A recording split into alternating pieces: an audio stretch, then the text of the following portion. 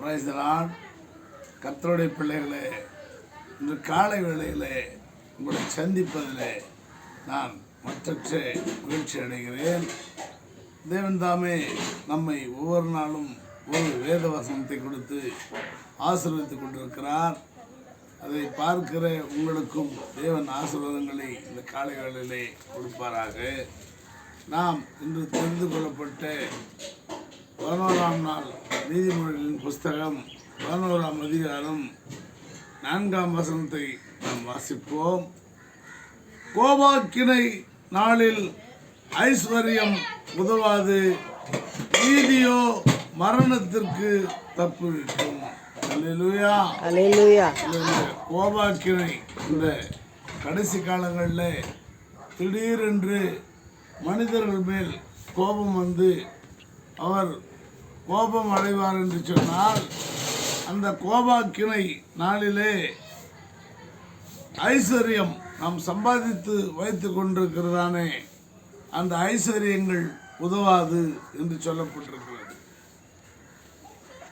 பலவான்களும் மனம் கசந்து அழுவார்கள் என்று சொல்லப்பட்டிருக்கிறது. பலவான்கள் என்று சொன்னால் கரத்தை கற்றுக்கொண்டிருப்பவர்கள், கும்பு கற்றுக்கொண்டிருப்பவர்கள், பெரிய பெரிய ரவுடிகள் எல்லாம் கூட கடைசி நாட்களிலே வானத்திலிருந்து அக்கினி மழைகள் பொய்யும் ஜனங்களை அழிக்கும் என்று கர்த்தருடைய கோபாக்கினையிலே போட்டிருக்கிறது. அப்படி அக்கினி மழை பெய்யும் என்று சொன்னால் கரத்தை காட்டுகிறவர் அந்த அக்கினியை எப்படி சமாளிப்பார்? அக்கினியை கரத்தையிலே அவர் அடித்து நொறுக்கிவிட முடியுமா? கும்பு கற்றுக்கொண்டிருப்பார், அதை நொறுக்க முடியுமா? பலவான்களும் மனம் கசந்தழுவார்கள் என்று சொல்லப்பட்டிருக்கிறது. அதனால்தான் கோபாக்கினை நாளில் ஐஸ்வர்யம் உதவாது, நீதியோ மரணத்திற்கு தப்புவிக்கும். ஒருவேளை நீங்கள் நீதி செய்திருப்பீர்கள் என்றால், நீங்கள் தர்மம் செய்திருப்பீர்கள் என்றால், நீங்கள் தானம் செய்திருப்பீர்கள் என்றால், முதலாவது கர்த்தருக்குள் நீங்கள் ஞானஸ்தானம் எடுத்திருக்க வேண்டும். அப்பொழுதுதான் இவைகளெல்லாம் உங்களிடத்திலிருந்து நீக்கப்படும். இரண்டாவதாக பரிசுத்தாவியை பெற்றுக்கொள்ள வேண்டும்.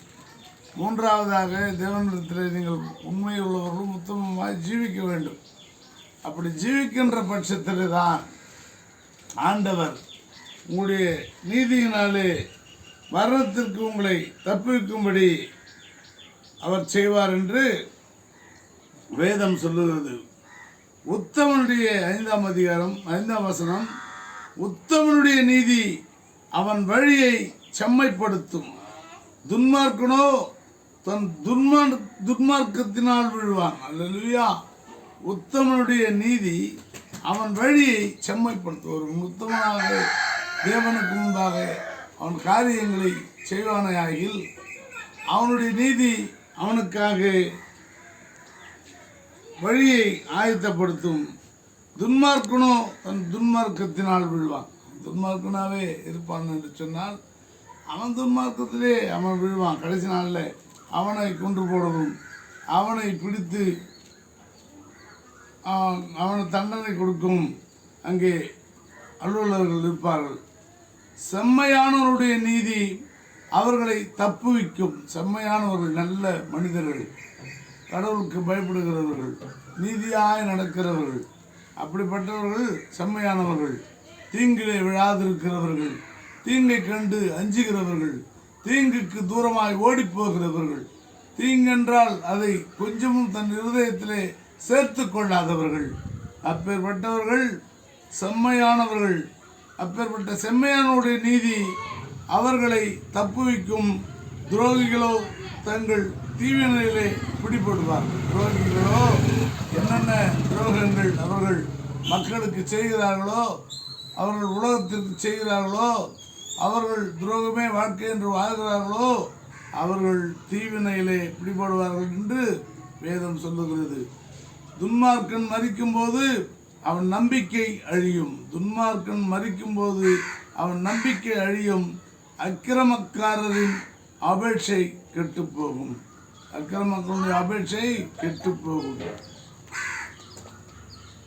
மாயக்காரன் தனக்கு அடுத்தவனை வாயினால் கெடுக்கிறான். மாயக்காரன் எனக்கு அடுத்தவனே எப்படியெல்லாம் அவனை வஞ்சிக்கலாம், எப்படியெல்லாம் அவனை ஏமாற்றலாம், எப்படியெல்லாம் அபகரிக்கலாம் என்று சொல்லி மாயக்காரன் என்ன பண்ணுறான், தனக்கு அடுத்தவனை வாயினால் கெடுக்கிறான். நீதிமானோ அறிவினால் தப்புங்கிறான். நீதிமான் என்ன பண்ணுறான்னா அறிவாக யோசிக்கிறான். ஐயோ நம்ம எதுக்கு அவன் பேச்சுக்கு போகிறது, நம்ம எதுக்கு அவன் அந்த பேச்சு கொடுக்குறது, அவன் அதுக்கு பாத்திரம் இல்லையே. ஒரு பேச்சு பேசுறதுக்கு கூட ஒருத்தர் பாத்திரம் இருக்கணும். பாத்திரம் மருந்து பிச்சை போடுங்கள்னு சொல்லுவாங்க. ஒரு பிச்சை போகிறதுக்கு கூட அவன் பாத்திரமாக இருக்கணும். சும்மா எல்லாருக்கும் பிச்சை போகிறது கூட நல்லதில்லை.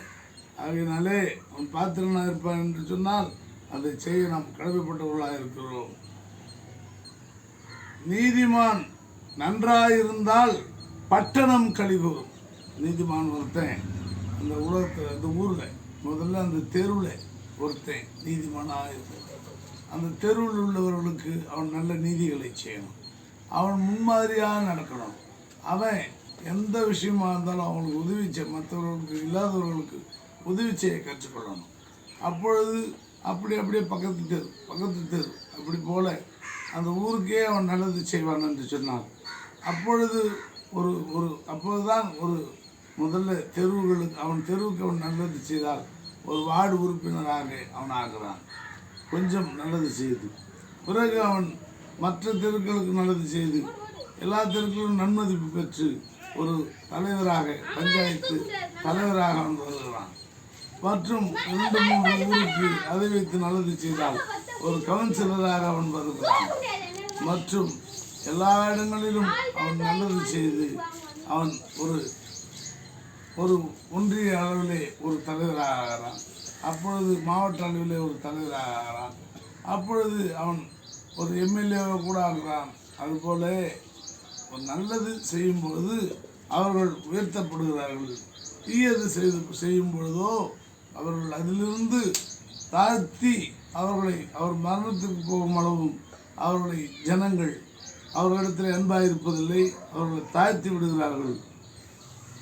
நீதிமான் நன்றாயிருந்தால் பட்டணம் கழிவுறும், துன்மார்க்கன் அழிந்தால் கம்பீரம் உண்டாகும். அல்லையா, ஒரு பெரிய ஒரு துன்மார்க்கன், அவனை பார்த்து அந்த அந்த அந்த வட்டாரமே அப்படி நடுங்குகிறது. ஐயோ இப்போ போகிறான், இன்றைக்கி என்ன ஆகுமோ, அதை வரான், இன்றைக்கி என்ன ஆகுமோ, அங்கே வந்துட்டான், இன்றைக்கி என்ன செய்வாங்களோ என்று சொல்லி அவனை பற்றி பயந்துக்கிட்டு இருப்பாங்க. அவன் அழியும் பொழுது பட்டணமே என்ன பண்ணும், கம்பீரம் உண்டாகும். செம்மையானுடைய ஆசீர்வாதத்தினால் பட்டணம் நிலைவர பெற்றோக்கும், துன்மார்க்கனுடைய வாயினால் இது இடிந்து விழும். துன்மார்க்கனுடைய வாயினாலே, செம்மையானுடைய ஆசீர்வாதத்தினால் பட்டணம் நிலைவர பெற்றோம் அவன் வாயினாலே. ஆனால் துன்மார்க்கனுடைய வாயினாலே அது இடிந்து போகும். மதிக்கட்டவன் பிறனை அவமதிக்கிறான். மதிக்கட்டவன் மதியே இல்லாதவன், புத்தி இல்லாதவன், அவன் என்ன பண்ணுறான், பிறனை அவமதிக்கிறான். பெரிய ஆளா, இவன் பேசினா நம்ம செவி கொடுக்கணுமா, இவன் பேச்செல்லாம் ஒரு பேச்சா அப்படின்னு சொல்லி மதிக்கட்டவன் பிறனை அவமதிக்கிறான். புத்திமானோ தன் வாயை அடக்கி கொள்ளுகிறான். புறங்கூறி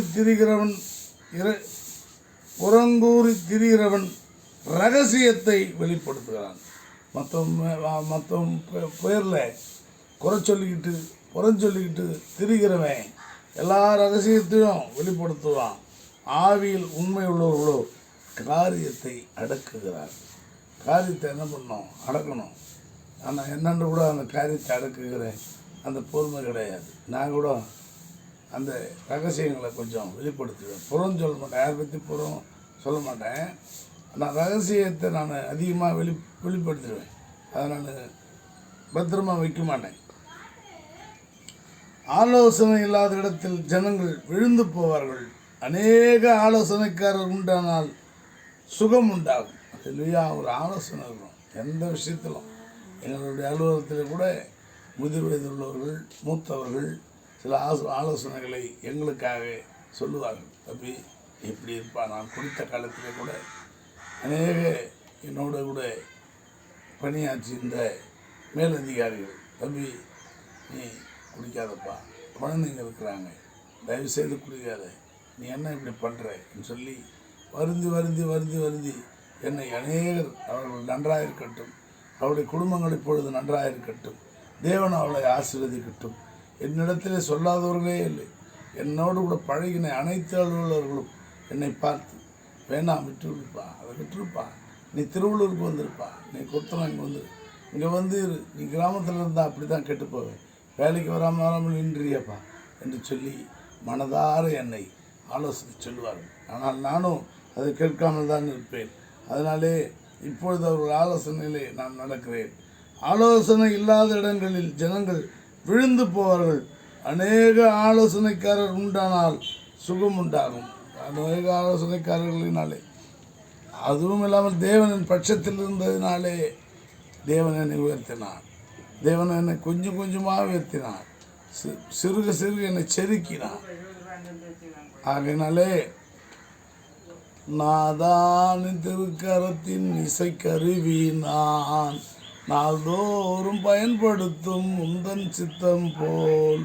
நாதா திருக்கரத்தின் இசைக்கருவி நான், நாள்தோறும் பயன்படுத்தும் உந்தன் சித்தம் போல். ஐயாவும் பாதம் என் தஞ்சமே, அனுதினம் ஓடி வந்தேன்.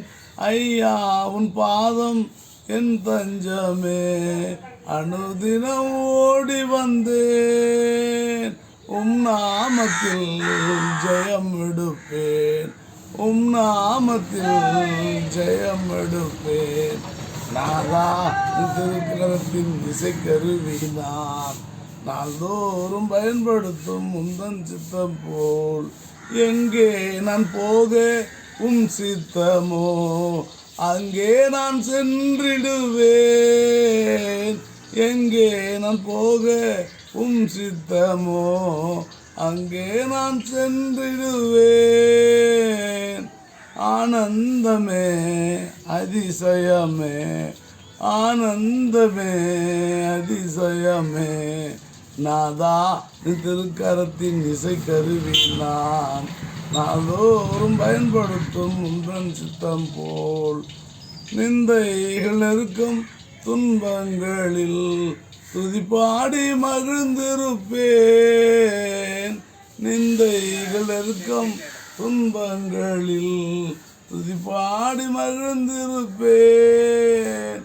எக்காலம் நான் ஊதிடுவேன், எக்காலம் நான் ஊதிடுவேன்.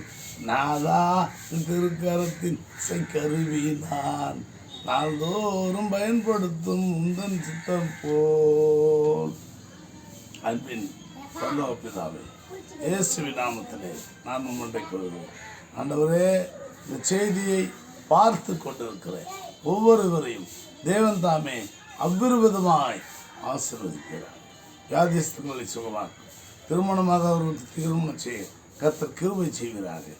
ஆண்டவரே, இதோ பிள்ளை இல்லாத மலடிகளுக்கு பிள்ளையை கட்டளிடும். ஆண்டவரே, ஜப உதவிகளை எங்களிடத்தில் கேளுங்கள், நாங்கள் உங்களுக்காக ஜெபிக்கிறோம் என்று நான் அதில் செல் நம்பர்களை போட்டுக்கொண்டு தான் இருக்கிறேன். ஜனங்களும் ஒரு சிலர் ஃபோன் பண்ணி, ஐயா எங்களுக்கு இந்த ஜபத்திற்கு வேண்டும், இந்த ஜபத்தை செய்யுங்கள் என்று கேட்கிறார்கள். அவர்களுக்காக நாங்கள் ஃபோனில் ஜெபிக்கிறோம். அவர்கள், ஐயா இது ஓரளவுக்கு குணமாக இருக்கிறது, ஒருவருக்கு எங்களுக்கு பரவாயில்லை, உங்கள் ஜபத்தை கேட்ட பொழுது எங்கள் குடும்பத்தில் சமாதானம் இருக்கிறது, உங்கள் ஜபத்தை கேட்டபொழுது எங்கள் குடும்பத்தில் சந்தோஷம் இருக்கிறது, உங்களுடைய ஜபத்தை கேட்ட பொழுது அந்த வியாதி கொஞ்சம் எங்களுக்கு வலிக்காதது போல் இருக்கிறது, வலி இல்லாமல் இருக்கிறது என்று ஒவ்வொருவரும் ஃபோன் செய்து எங்களுக்கு சொல்லுகிறதுனாலே நாங்கள் மிகவும் மகிழ்ச்சி அடைகிறோம். ஆண்டவரே, இது ஒவ்வொருவரையும் ஆசீர்வதிப்பா, ஒவ்வொருவரையும் ஆசீர்வதிப்பா, ஒவ்வொருவரையும் ஆசீர்வதியும். மருத்துவமனைகளில் இருக்கிறவர்கள் சீக்கிரமாக சுகம் பெற்று வீடுகளுக்கு திரும்புவார்களே. உன் படுக்கையை எடுத்துக்கொண்டு நட என்று சொன்னவரே, ஒவ்வொருவரும் அவருடைய படுக்கை எடுத்துக்கொண்டு நடக்க கர்த்தர் கிருபை செய்கிறார். எல்லாருடைய குடும்பங்களிலும் ஆசீர்வாதம் தங்கி தாபரிக்கட்டும். ஒவ்வொருவரையும் ஆசீர்வதிக்கிறோம். ஆண்டவரே, கிருபையாய் காத்துக்கொள்ளும். இயேசு கிறிஸ்து நாமத்தில் ஜெபிக்கிறோம், ஜீவனுள்ள நல்ல பிதாவே. ஆமென், ஆமென், ஆமென்.